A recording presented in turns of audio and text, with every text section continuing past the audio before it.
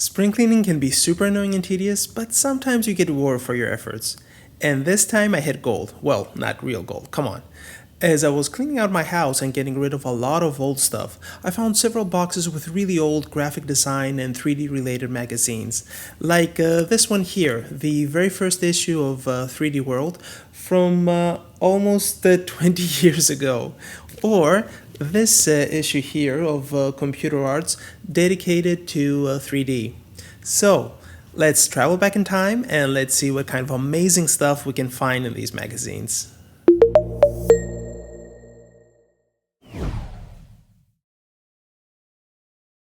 I remember waiting for the first issue of the magazine with great anticipation. The idea of a magazine completely dedicated to 3D was mind-blowing to me. 3D World's release was teased on Computer Arts, and ever since I saw that ad, I knew I had to get my hands on it. Back then, foreign press wasn't so easy to find in Greece, so these kind of magazines were mostly sold around Ammonia Square or through very specific specialty bookstores around that area. And let me tell you, they were expensive. The cover highlights Disney's 3D animated movie Dinosaurs and also Maya 3. At the back, there's a full-page ad for Maya. I don't even want to know how much a full-page ad cost back then, but I'm sure it was expensive. Maya was still an Alias Wavefront product. It was still PC only, and most importantly, the price was through the roof. Maya Unlimited, the complete version of Maya, cost a whopping £12,950. Wow, just wow. Oh, and look, they include Maya Paint Effects screensaver in the package. That definitely sweetens the deal. With the £13,000 Maya cost back then, you can basically buy now 6 years of updates and still have money left over to buy a whole computer. Times have certainly changed. Let's see what's inside. Oh, poor Softimage. Along with Maya, Softimage was the king back then, and it was still Softimage by Avid. Editorial Contents. Ooh, exhibition. I love this section. It was very inspiring to see what other artists did. It's also very interesting to look at these old renders and see how far we've gone. This image created with 3D Studio Max might have taken a long time to render back then, but now we see 10 times more detail from a console game running in real time. That is just crazy. Some more images, and the magazine is about to fall apart. And a Cinema 4D image. It doesn't look bad at all. And that's with a standard render probably back then. We didn't have physical, so yeah, that was probably standard. Really nice results. Okay, what else? Oh, news. Okay, let's see what's in store here. Ah, yes. Maya for the Mac. The announcement for it was a big deal for Apple back then because it basically legitimized the Mac as a serious platform for 3D creation. And you can see how big of a deal that was with 3D World dedicating a whole page just for that. I even think that Steve Jobs had a segment in one of his Macworld presentations. If I'm correct, you'll see some footage of it right about now. Okay, last but not least, Alias Wavefront and Maya. It is my pleasure to introduce a friend, the former director of Maya Technologies, Richard Karras. You know, these days, 3D computer graphics are everywhere. We see it in some of these amazing video games. We see it in some groundbreaking feature films. We're seeing 3D illustration in magazines and virtual worlds appearing on the web. 3D is a medium being used to communicate, present, and of course, entertain. And Apple has been building Mac OS X to be the best platform for 3D. And they've been doing this because they've been working with developers as they build OS X. Developers like Alias Wavefront, who have helped make sure that the absolute best 3D technology is available at the very core of the operating system. And because Apple provides both the hardware and the software, they can fine-tune it better than anybody. And Maya shows this off very well. Maya is the most incredible technology available for 3D graphics, with an extensive set of tools ranging from modeling, animation, to very unique special effects. Maya is the tool of choice for the high-end 3D professional. Let's see what else is there. Oh yes, Silicon Graphics. They were still producing workstations, and they were still considered the workstations to own if you were serious in 3D. I think this was the first system that wasn't using custom silicon and was moving to Intel Pentium processors, which also made them a bit more affordable.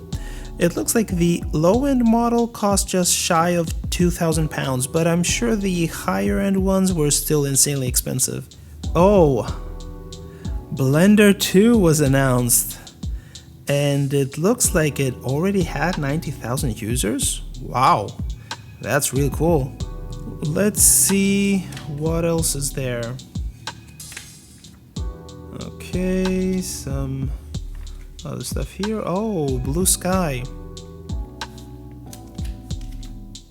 Nice, a lot of pages.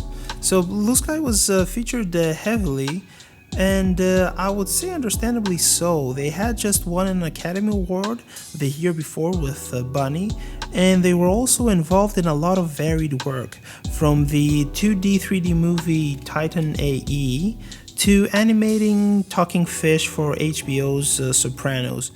Very interesting to also see Ice Age being mentioned in the article. They were getting ready to start the production of it, and it looks like they wanted a series of movies based on that universe right from the beginning.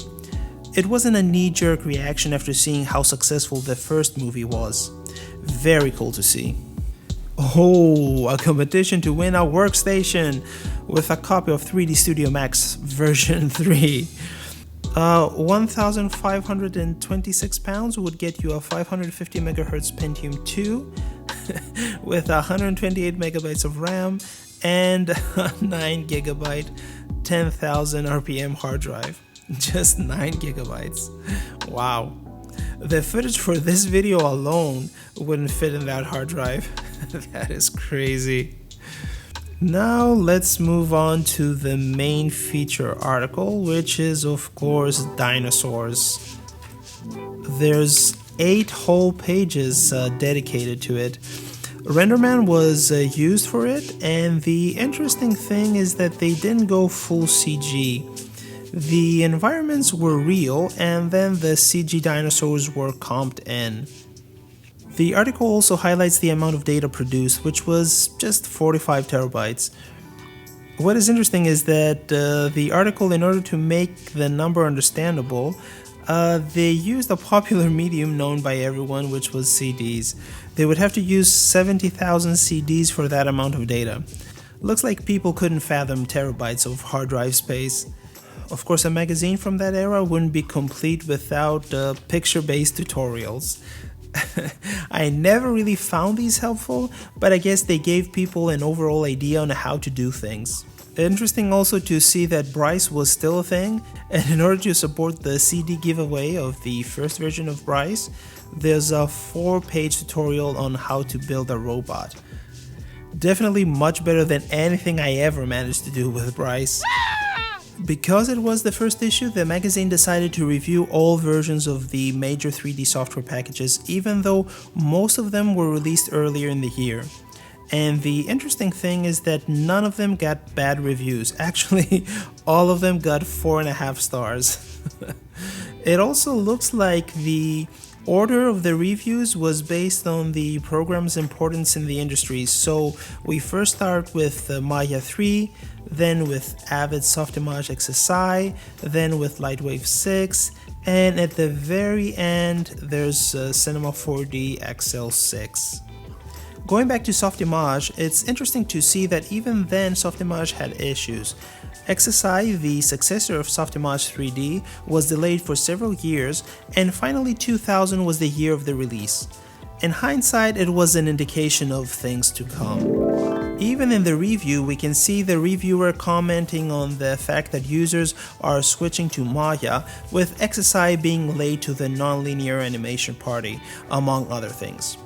It turns out that Maya was cheaper since they offered 9,999 rendering licenses with the program.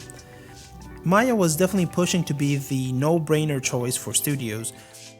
Now let's switch it up with Computer Arts. Computer Arts is a more graphic design oriented magazine, but they frequently had issues dedicated to 3D, and this is one of them.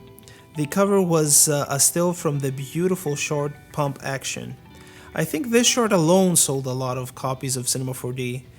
Back then, when cinema was considered a hobbyist tool, it was the project to show that Cinema 4D can be used in a professional capacity. Let's see what else is there. So, Maya had some interesting marketing material. When everyone else had just a render and a bit of copy underneath, they had a strong visual identity with some solid design sensibilities. I think it has dated very well. Anyway, let's move on. It's amazing how many different 3D packages existed back then. I completely forgot about Metacreation's Carrara. Carrara was the fusion of two 3D programs, Raydream Studio and Infinite. Raydream Studio was sold to Fractal Design, which was then sold to MetaTools, which then created another company, Metacreations. And of course, we can see the same thing happening to Softimage a few years later. It's crazy how volatile the 3D market is, with 3D packages being bought and sold every couple of years.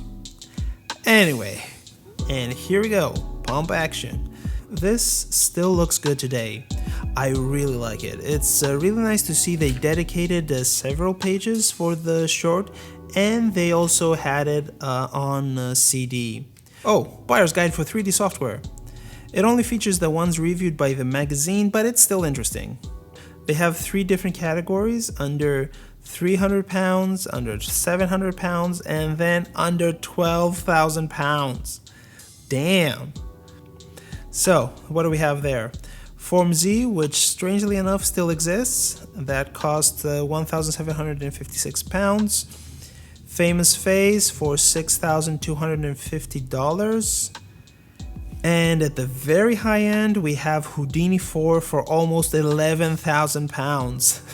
Oh, wow. Oh, nice. And in this page, we have hardware costs. Let's see. The Elsa Gloria GPU with its amazing 64 megabytes of RAM cost 700 pounds.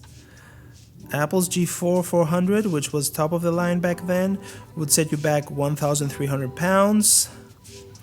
And a Silicon Graphics 540 would set you back just 30,000 pounds. Wow. Let's see what it had. 4 500 megahertz Pentium 3 Xeons and 2 gigabytes of RAM. Just 2 gigabytes. Wow. And the very last page is an ad for Netscape. Aw, poor Netscape. Enjoy full access to the internet with the people who made it accessible in the first place. Enjoy it for nothing but the price of a local phone call. Enjoy Netscape Online. Oh, so cute. Anyway, that's a healthy dose of nostalgia. It definitely brought back memories. So with that, I'm going to leave you. Hope you had a good time, and I'll see you on the next one. Take care.